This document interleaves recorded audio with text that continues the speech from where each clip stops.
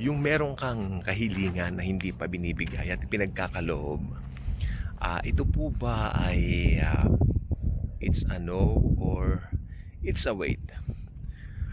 Well, sa ganyan po, dapat malaman natin na ang Panginoong Hesus po ang meron pong kontrol sa lahat ng bagay at hindi po tayo. Okay, ito po kasi yung usapan po kanina at sabi ko, abay makikinabang naman po yung mga makikinig kung mapag-uusapan natin ng tungkol po dito. May mga kahilingan tayo sa buhay na kung hindi mo titignan mabuti at kung padalos-dalos ka lang, para akala mo dahil yun yung gusto mo, parang yun na yung, di ba, yung the best. Pero sa totoo lang po, hindi po ganon dahil ang Panginoon pa rin po ang merong kontrol sa lahat ng mga nangyayari sa buhay po natin.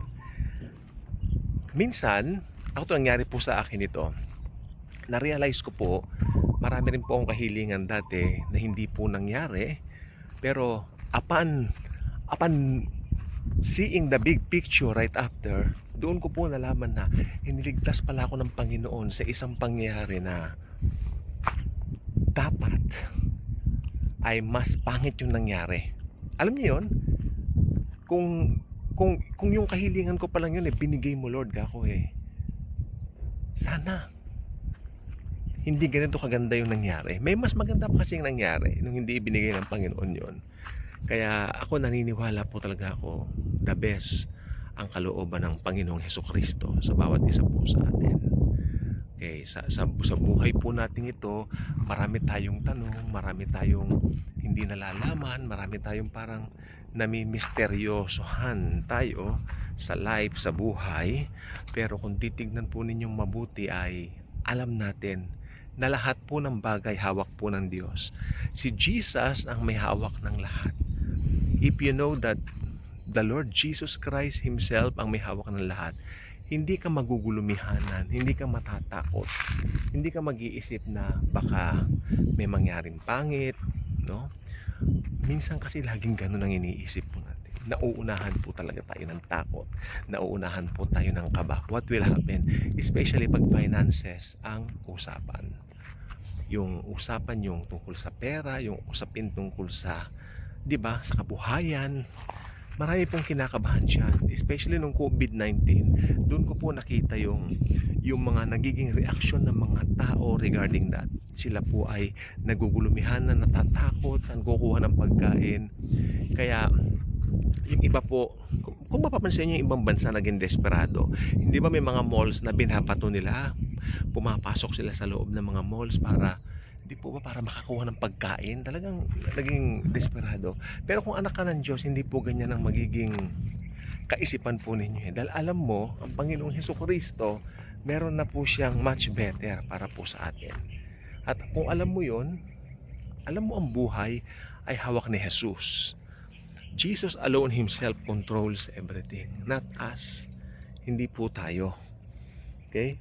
Kailangan lang po talaga ng linaw diyan sa bagay na yan. Dahil kung hindi malinaw sa iyan, natural, malamang malabo. Kung hindi malinaw, malabo, hindi po ba? Okay, so ayan po ang nais kong sabihin po sa inyo sa umaga pong ito. At alam ninyo, ngayon po kasi meron kaming sitwasyon. Lahat kami, situation namin na magwe-wait pa kami. Hindi namin alam kung ano yung mangyayari. Meron kami ngayon inaasa. May inaasahan kasi kami dati na mabebentang ganito property and all that, pero hindi po nangyari ngayon.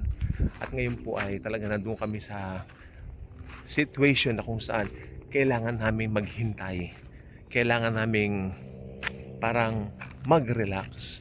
Wag muna kaming dahil hindi namin alam kung ano pong mangyayari. Nandun po kami sa situation na gano'n. Pero it doesn't follow naman po na nawawalan na kami ng pag-asa. Dahil alam naman po namin na ang Panginoon po meron pong much better na maganda para po sa amin. So ako po thankful sa Panginoon sa mga nangyayari po ngayon. Dahil alam ko hindi po tayo pababayaan ni iiwan man. Ano po? So I hope tayo po magkaroon din po ng ganong klaseng kaisipan na hindi po yung ano yung nais natin, kundi yung nais po ng Panginoon. Kaya nga po ang best prayer po talaga ay ang ay walang iba kundi ang mangyari ang iyong kalooban, Lord Jesus. Yun po ang best prayer sa lahat. So, yan. Yan po ang gusto ko po sabihin sa atin po sa umagang ito. Okay? At ang umaasa sa Panginoon na hindi po mabibigo kahit kailan. Yan po ang isang magandang katotohanan po dyan. Kaya na alam natin na sa Kanya tayo nakatindig, sa Kanya po tayo nakaasa. Okay? At marami pa po magandang balak na gawin ng Diyos sa mga buhay natin. Hindi natin naiintindihan, sumusuko na po tayo. Okay? So, rest assured, the Lord is in control of everything sa mga buhay natin. Thank you. God bless.